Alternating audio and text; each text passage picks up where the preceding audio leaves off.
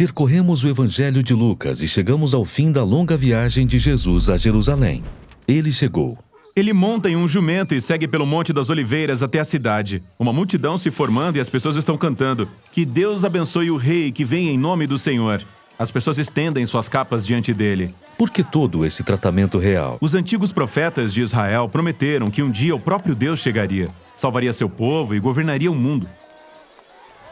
Outras vezes, os profetas falaram sobre um rei que chegaria a Jerusalém para trazer justiça e paz. Jesus está acendendo todas essas esperanças de que ele seja o rei e todo mundo está em êxtase. Bem, nem todos. Os líderes religiosos consideram Jesus uma ameaça ao seu poder e, por isso, eles não estão felizes. O mais impressionante é que o próprio Jesus está um pouco perturbado. Ele chora enquanto cavalga. É mesmo? E por quê? Bem, Jesus sabe o que está para acontecer. Ele sabe que não será aceito como rei de Israel. E ele sabe que Israel continuará seguindo por um caminho destrutivo, negligenciando os pobres, se rebelando contra seus opressores romanos, e ele sabe que isso levará à morte. Isso parte seu coração. E o aborrece. A primeira coisa que ele faz em Jerusalém é ir até o pátio do templo. E ele expulsa os cambistas, perturbando todo o sistema sacrificial. Verdade, ele está encenando um protesto profético. E ele fica no centro do pátio, bradando palavras dos antigos profetas de Israel.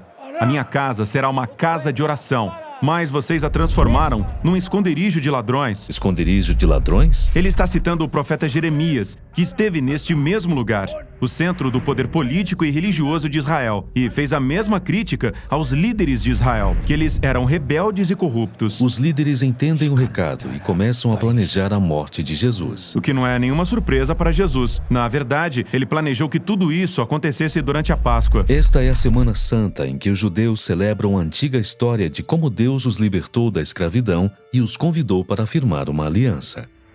E assim, Jesus usa os símbolos da Páscoa para revelar o significado de sua morte próxima.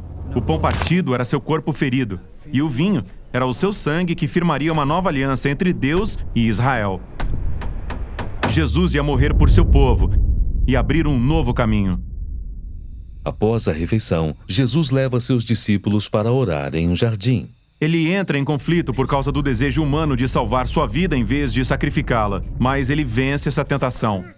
E é neste momento que os líderes religiosos, com os guardas do templo, o encontram e o prendem. Jerusalém estava sendo governada pelo Império Romano. Por isso, os líderes do templo não poderiam executar Jesus sem a permissão de seu governador romano, Pôncio Pilatos. E assim, eles inventam essa acusação de que Jesus é um rei rebelde que está preparando uma rebelião contra o imperador romano. Pilatos pergunta a Jesus: "Você é o rei dos judeus?" E Jesus responde: "Quem está dizendo isso é o Senhor." Pilatos percebe que Jesus é inocente e não merece morrer. Mas os líderes continuam insistindo que ele é perigoso. Então eles negociam uma troca. Pilatos soltará um verdadeiro rebelde contra Roma, Barrabás, no lugar de Jesus. E assim, o inocente é entregue no lugar do culpado.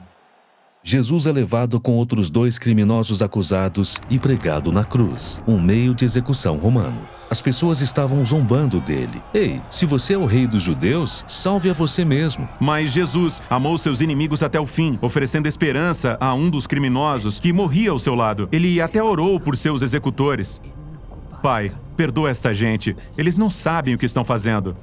E então o céu escureceu, quando um homem inocente morreu com uma morte merecida por um rebelde. E então, Jesus clamou com palavras antigas dos Salmos de Israel: "Pai, nas tuas mãos entrego o meu espírito."